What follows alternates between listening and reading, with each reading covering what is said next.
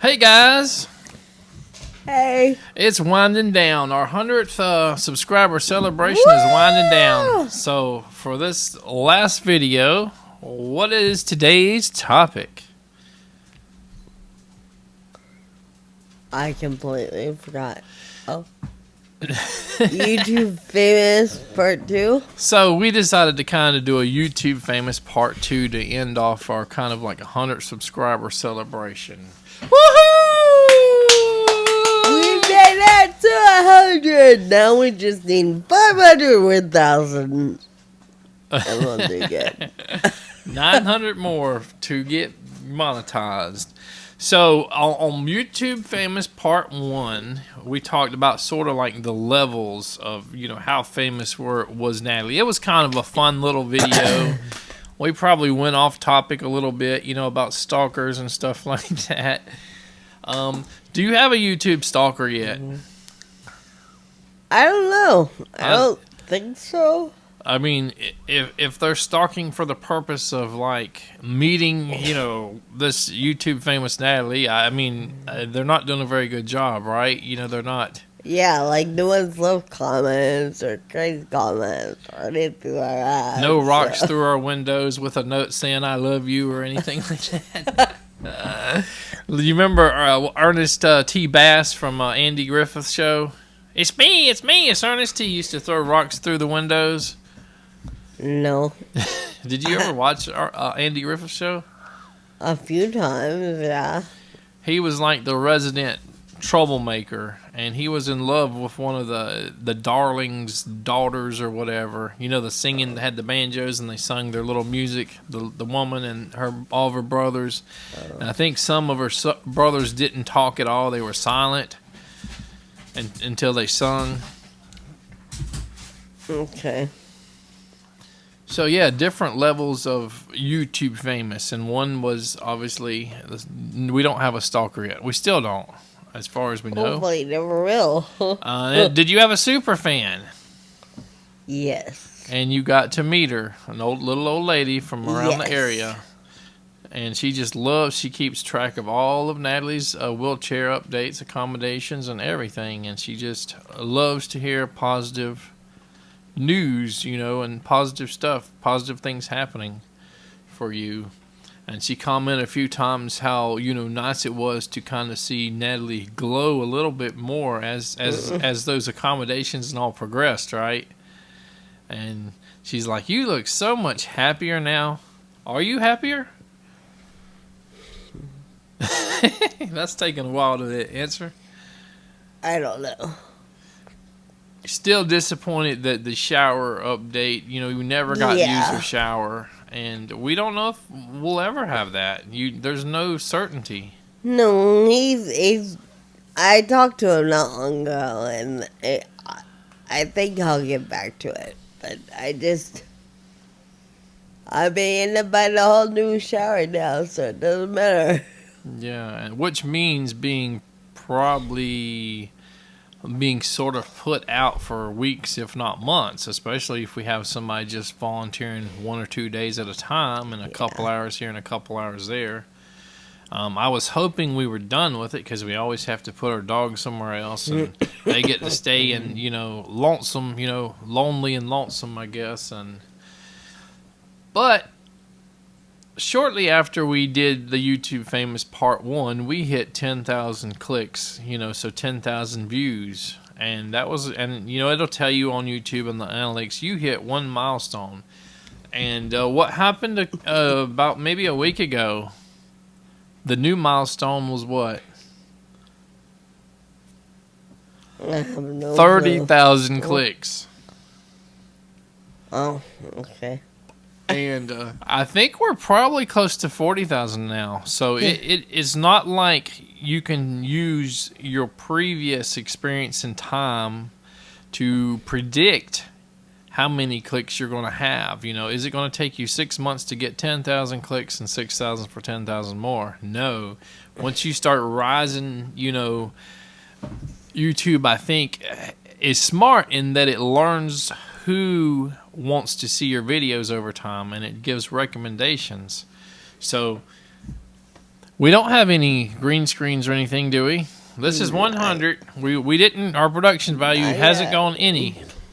We haven't upgraded to wireless lavalier mics. Because the fish gone.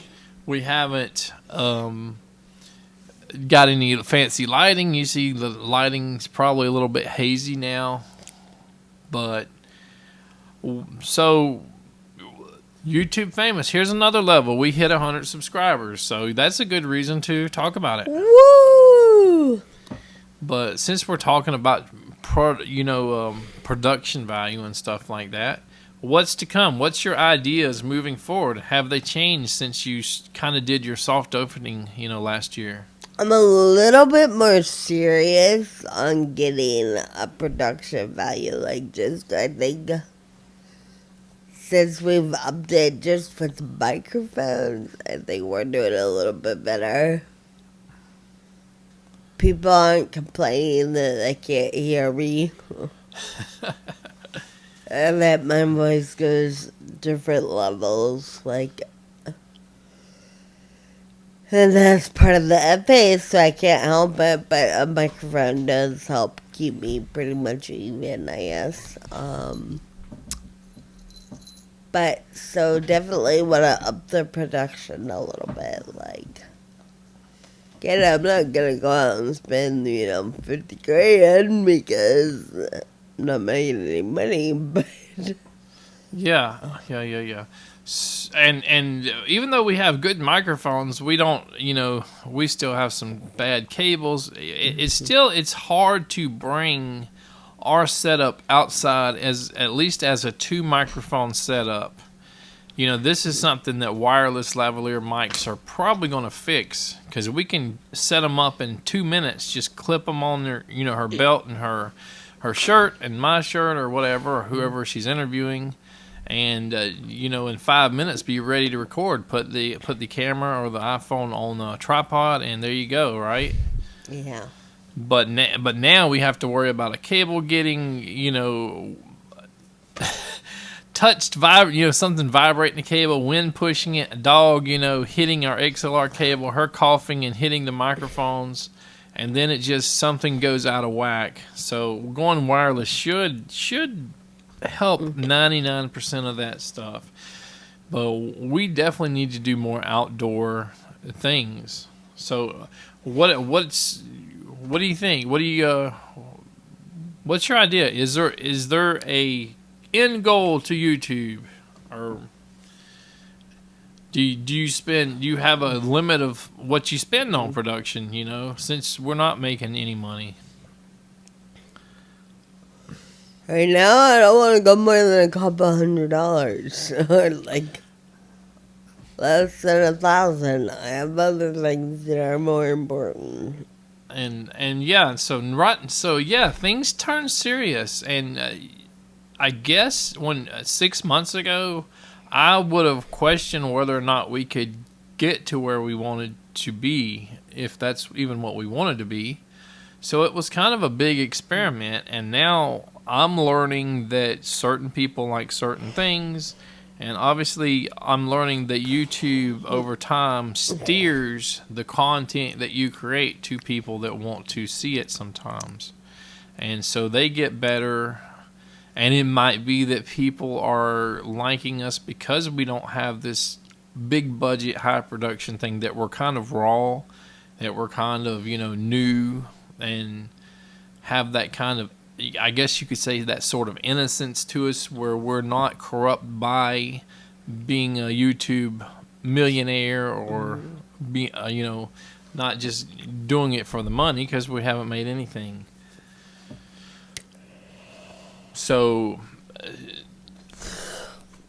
I think we have to do the lavalier, yawn fest. Yeah, I think we need the wireless lavalier mics, and we need to go with something that's decent, with an interface and all, that'll at least do dual mics. But we probably need something that'll do 3 or 4. So okay, instead of talking about production, you did your first oral history. Definitely more oral histories that I would say is my goal. And it's going to be easy. Again, that's kind of what I went to school for. Anyhow, was arts and medicine, and that's what I did in the hospital. I did oral history with people, so... Or oral histories with people. So... That's pretty much an angle, and then I think... Every aspect of our lives, like, I kind of like the fact that we're, like, an open book, like... Yeah. Here's what life is like. And you said the other day that, you do want to focus a little more on FA and stuff, too. Yeah, and I definitely want a higher awareness and action. Making the videos about my FA and stuff is kind of making me connect more, I guess that would be appropriate, with Facebook groups that are Facebook groups. Mm-hmm. So, like, I'm kind of... I don't really know how to put it. Like, I'm not alone. I'm starting to see... Like, I've always kind of felt like I was, like, so rare, and, like... Yeah, there are other people with disabilities, but no one goes through the same stuff. But now I'm kind of finding out that more people have FA than I was ever aware, and I'm not alone. And I kind of like I've met, like we talked about this before. And what is it? Correct me if I'm wrong. Every 50,000 people have FA or something like that. 1 in every 50,000 or something. I don't know. Or it's not 1 in every 10,000, is it? I don't think so. Yeah, we'll have to figure that out. Yeah, so but I think, like... Oh, you just made me lose my train of thought. It makes you connect with other people, and you realize there are a lot of people with FA. Yeah, like, I've seen, like, we kind of put this out before, like, all the YouTube videos that we see about the FA are, like, people that are probably in their 20s or younger. And the people that I'm communicating with on the Facebook groups, God, I can't talk, are older. So I feel like I still have, like, gain or something where I'm, like, middle-aged, I still have kids, like, I have a family life. Like, I feel I'm filling a gap, I guess you could say. Yeah, exactly. And you, if you weren't in those groups, you would think, most people would think, oh, okay, after 20 or 35, you have a bleak outlook, and that's it. You're just going to the bed, and you're going to lay there and die for the rest of your life. Yeah, like, I've met, like, a bunch of women who are, like, in their 50s and 60s with FA, and their children are grown, so, like, they've done the motherhood thing, but no one's showing it on camera, so, like, I feel that, I don't know, I want to definitely incorporate my FA more. Again, it's not all of who I am, but it's a part of me. So, are those the two biggest topics you want to tackle, is FA or wheelchair and handicap and, what was oral histories? Yes. Is there anything else besides, like, family life? Family life. And we've said this before. It's hard to get kids to kind of do what you want on camera, so you only get cameos. Older. I mean, Dad and I go through this a lot. They're 4 and 5. Like one day though, they'll be incorporated. Yeah. If we still have a YouTube channel in 3 or 4 or 5 years, you never know what's going to happen. But so like I said earlier, it is kind of getting serious. It is kind of, for me, getting scary because, if you're preparing to be monetized on YouTube, and before I say anything else, it is work. It's work to get to where we are, and we're not there yet. It is a lot of work. It's not getting free money. It's more work on Dan than probably me. It's not just making a vlog, and just sitting there on a camera, 10 minutes a day and getting paid. It may be that way for somebody that's already successful, somebody that started early. But there is a lot of work going through the thought process, thinking about equipment we need, production stuff, and, sort of a topic that, I'm still frustrated that I'm the one that comes up with most of the topics. I'm like, Natalie, what do you want to talk about? So and I always say, comment, guys, get her motivated, get her to talk about something. Ask her, if it's a handicapped, disabled wheelchair video or anything that you have a question about and you think that would be nice to make a video about. Anything. And your mom or something had something for a wheelchair accessibility video or something, I thought. Yes, right? So, going to places. Yeah, so maybe we'll tackle that. Barking, walking on sidewalks, like he is every place. Like people put their garbage cans, quote unquote wheelchair access. Yeah. Oh, like what?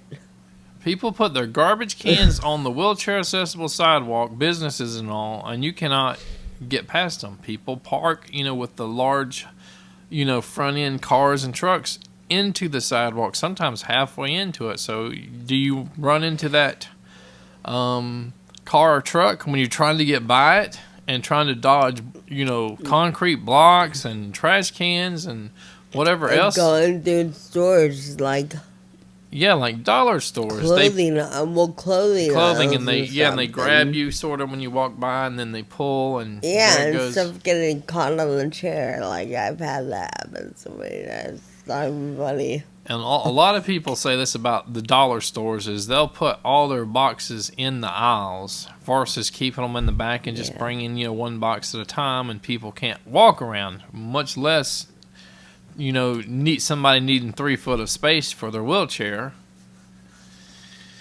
So as I said, it's getting scary. I'm thinking about filing a tax report, and you basically become a business owner. You're a contractor for YouTube once you do that. So you have to have a tax license. You have to go through all that crap. I guess file with Social Security or whatever. And in my opinion, I don't know in my end goal if that would be what I would want to do. But Natalie may have a different plan. It'd be interesting to see. But I don't want to abandon, everything that I've started either, like the garden vlog. I think all these experiments, hopefully they will help. If nothing else, people can learn from my failures, and they can, hopefully they'll rejoice when we have, successes, and learn a little bit. And I don't see the music equipment being something I'm going to do forever unless I was oh, these dogs are driving me crazy. Like, people really love music equipment and guitars. I've seen it from the views. If I was a professional YouTuber making a bunch of money, I think it would be a very valid option to be stirred in that direction and to have that theme. But gardening is probably our central theme that will last hopefully forever.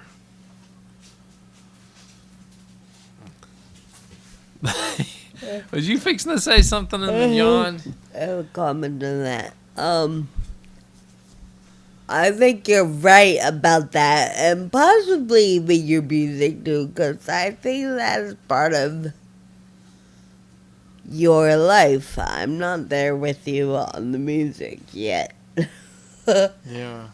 But the gardening, like, even though I can't do all of it, I'm all about it. Like, Yeah, I mean, raising our own food, producing our own food, like, that's phenomenal.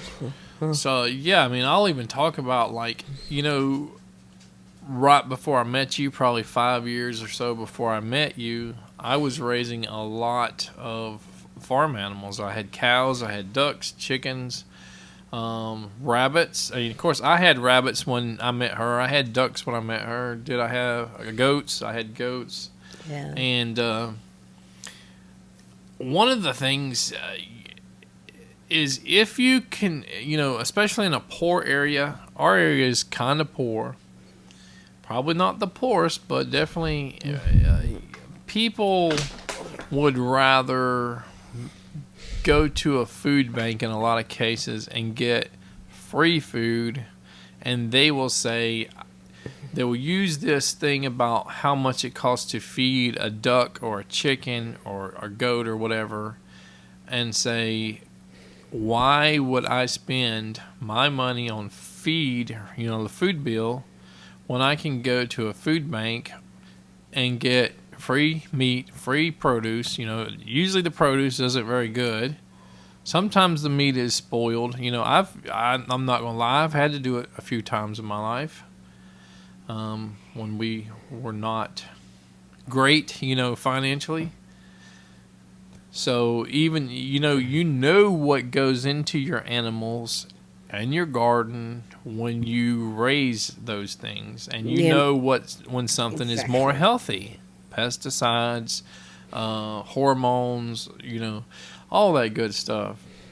And even, when it coming down to like broad-breasted turkeys and stuff, they were bred and created for a market to maximize weight in the least amount of time, and they potentially will have heart attacks at a young age if you don't just butcher them, and they're not healthy animals.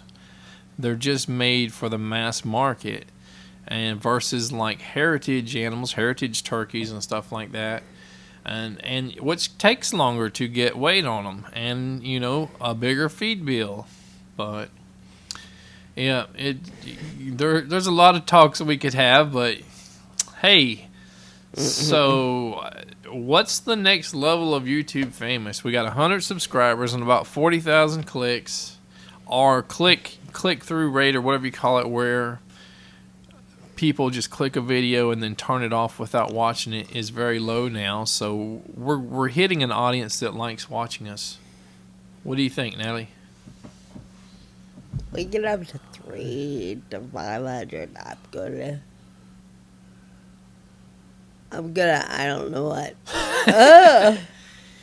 So, I mean, as I said 2 or 3 times, it's getting serious, it's getting scary. I think, for me personally, we're going to up the production value, but I don't know how far I'm willing to go before I say,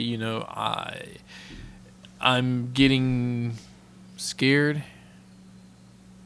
Would that even be the right word? I'm getting leery, reluctant.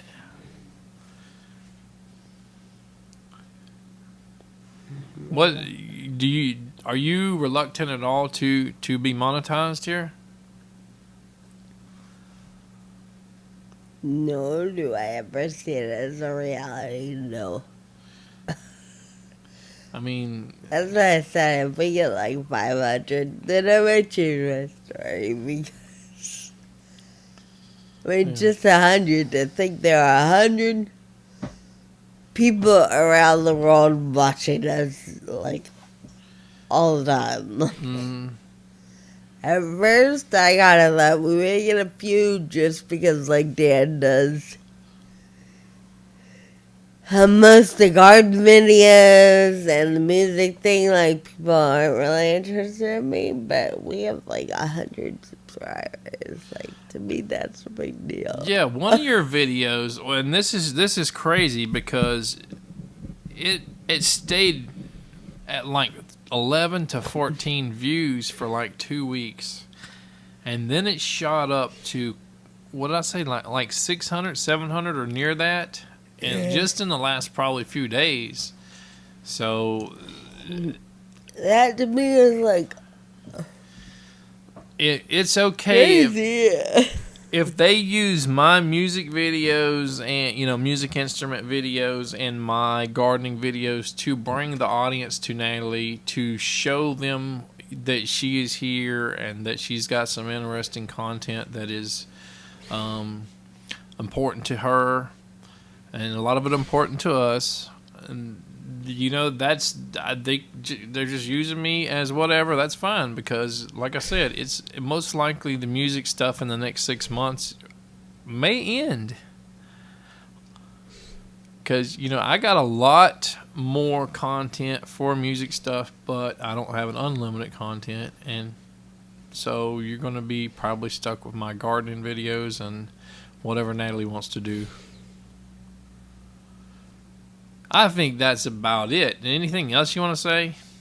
So you think? Thank you. You think 300 is? You think 300 is your next point where you say I'm going to up the production again? Or 5? I think 5 should be like the bigger jump. Actually, so getting the first 20 or so subscribers was easy, but going from 20 to 100 took some time, I think. But now it's just like boom, boom, boom. Or I should say it's probably between 20 and maybe 70 subscribers in that little midpoint. Took a long time, but now, you know, YouTube is obviously recommending our videos to more people. So when's YouTube Famous 3 going to come out? Is it going to be a week from now or 6 months or never? We don't know. We can't predict it because it's so weird how it... All right, guys, I think that's it. Like this video and subscribe to my channel. Take care, guys.